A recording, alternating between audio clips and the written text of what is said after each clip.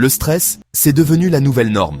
En Afrique, comme partout ailleurs, on vit avec, souvent sans s'en rendre compte, sans en parler et sans chercher à le comprendre.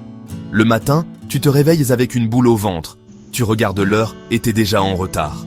Tu penses à l'examen, au patron, à la facture Sénélec ou SDE, au stage qui n'arrive jamais, au boulot qui ne paie pas assez, au loyer qui approche, à la pression familiale. Et le soir, quand tu poses la tête sur l'oreiller, ton cerveau continue de tourner. Impossible de dormir. Ou alors, tu dors. Mais tu te réveilles encore plus fatigué. Ce stress permanent, il est partout. Chez les étudiants, qui doivent réussir sans moyens, parfois à 10 dans une chambre, avec les grèves à répétition et un avenir incertain. Chez les travailleurs, qui subissent de longues journées sous le soleil, les retards de salaire, le harcèlement hiérarchique et des objectifs impossibles.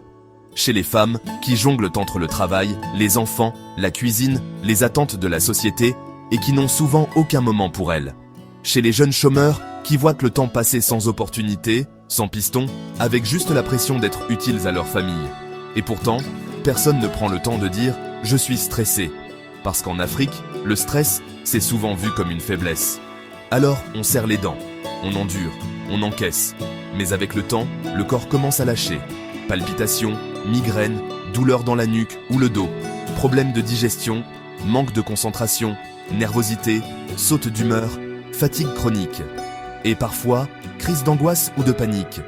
Et la solution, ce n'est pas toujours l'hôpital. Parce que beaucoup de ces maux ne sont pas physiques, mais émotionnels, mentaux, nerveux. Le stress te ronge de l'intérieur. Des gestes simples au quotidien peuvent t'aider à le désamorcer. Voici quelques pratiques efficaces et gratuites. La respiration profonde. Technique 4, 7, 8.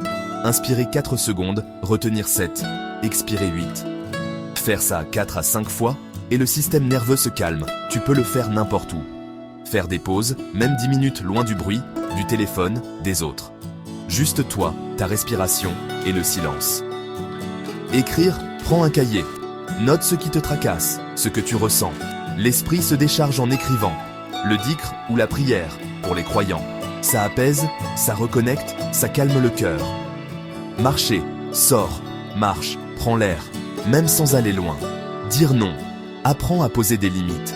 Ne fais pas tout pour tout le monde. Protège-toi. En Afrique, on parle rarement de santé mentale, mais c'est une urgence silencieuse. Le stress tue, pas d'un coup, mais à petit feu.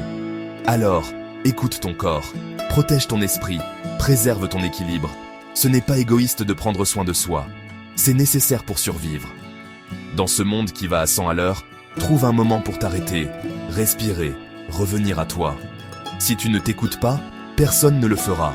Si tu as la force de te relever, abonne-toi à ma chaîne AfriFutur. Partage cette vidéo avec une personne qui a besoin de guérir. Ça ne te coûte rien, mais ça lui donne l'espoir de repartir.